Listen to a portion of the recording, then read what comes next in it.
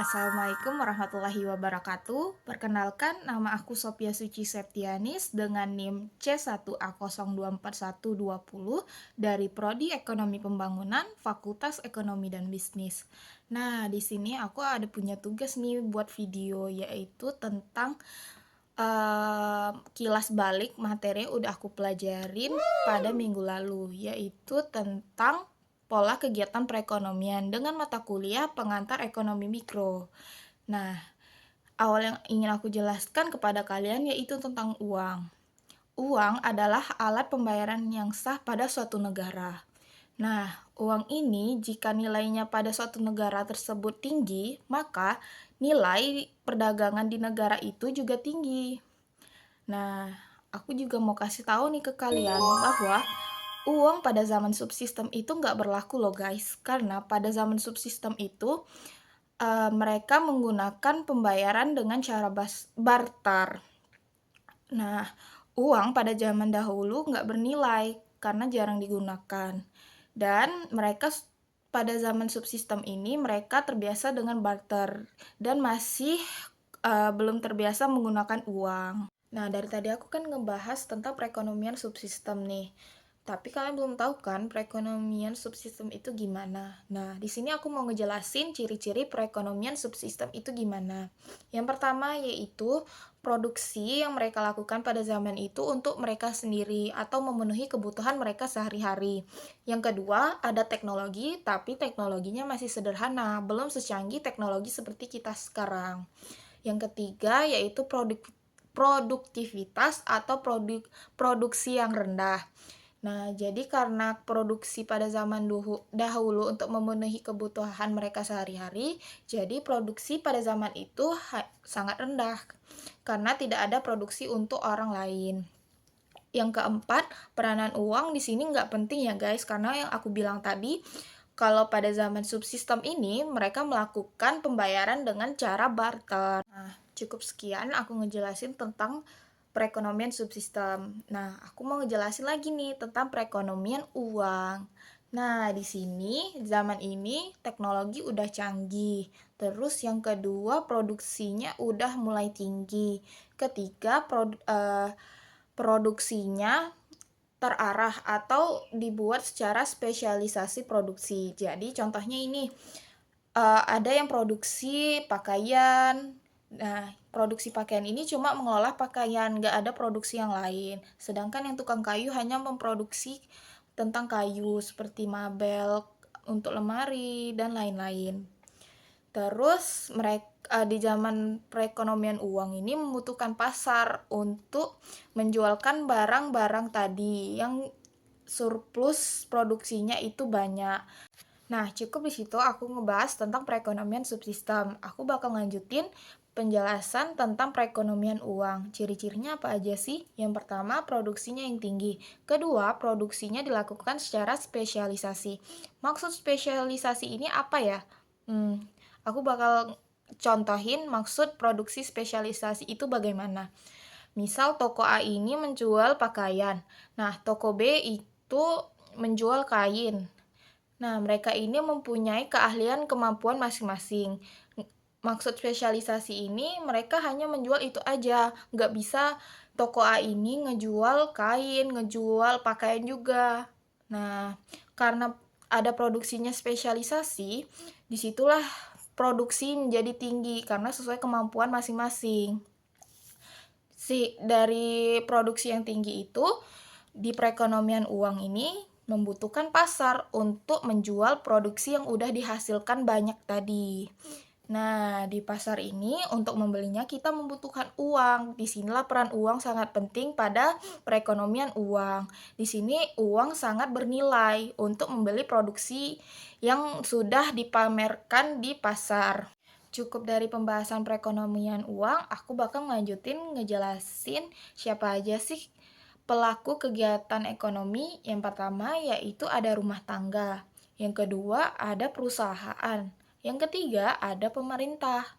Nah, di sini ketiga-tiganya akan aku jelasin ya. Tetap pantauin terus ya. Pertama, ngebahas tentang rumah tangga. Rumah tangga itu apa sih?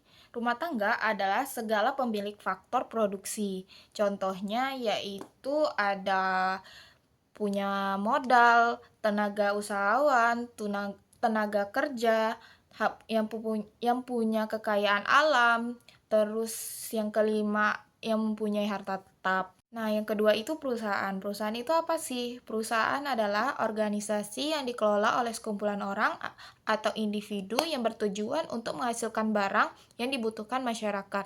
Nah, perusahaan digolongkan di dalam industri itu ada 3 jenis ya guys. Yang pertama yaitu industri premier, primer, maaf. Yang pertama itu industri primer, kedua industri sekunder, ketiga industri tersier. Kalau primer lanjut, yang pertama itu tadi industri primer. Industri primer itu adalah industri yang mengelola segala kekayaan alam. Terus yang kedua industri sekunder. Industri sekunder ini adalah industri yang menciptakan barang. Ketiga, industri tersier adalah industri yang menciptakan berbagai macam jasa seperti perbankan, perdagangan, pengangkutan, dan lain-lain. Nah, selanjutnya aku mau ngebahas tentang sirkulasi aliran pendapatan. Nah, submateri sirkulasi aliran pendapatan ini ada beberapa loh. Nah, sini aku mau nyebutin yang pertama yaitu ada jenis aliran. Terus yang kedua sirkulasi pendapatan pasar ekonomi, kedua pasar barang dan pasar faktor produksi, keempat ada interaksi antara perusahaan dan rumah tangga.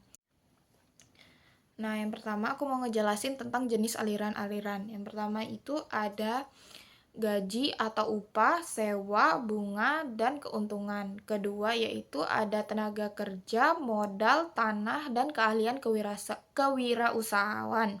Ketiga yaitu ada apa ya ketiga? Kok gue lupa. Coba gue mau ingat bentar ya. Apa? Nah, baru ingat, yang ketiga itu ada barang dan jasa. Keempat, yaitu pengeluaran konsumsi. Nah, di sini selanjutnya aku mau ngejelasin interaksi perusahaan antara rumah tangga. Nah, yang pertama aku mau ngejelasin dari sisi rumah tangga nih. Kalau dari rumah tangga itu, pertama, rumah tangga ini menawarkan barang-barang produksinya kepada perusahaan. Nah, perusahaan melakukan permintaan kepada rumah tangga berapa barang yang ingin dibutuhkan. Dari sisi perusahaan, perusahaan akan menawarkan barang yang akan dijual kepada rumah tangga untuk dipakai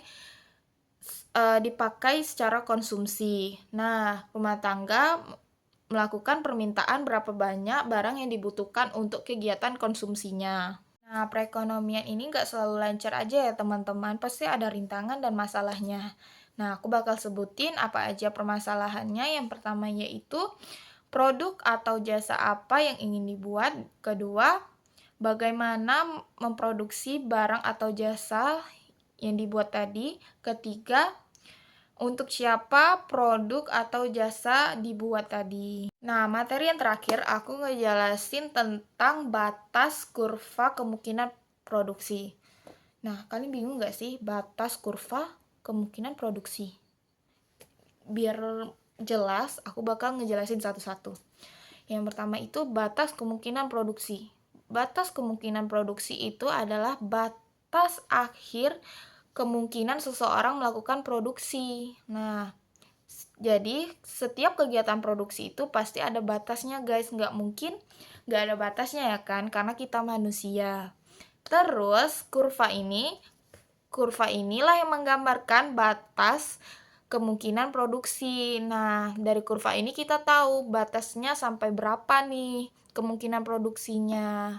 Pasti kalian paham kan? Cukup sekian dari penjelasan pemaparan kilasan materi yang sudah aku pelajari di minggu lalu. Mohon maaf bila ada salah kata dan penggunaan bahasa atau kekurangan materi yang aku sebutin tadi. Aku akhiri dengan wassalamualaikum warahmatullahi wabarakatuh.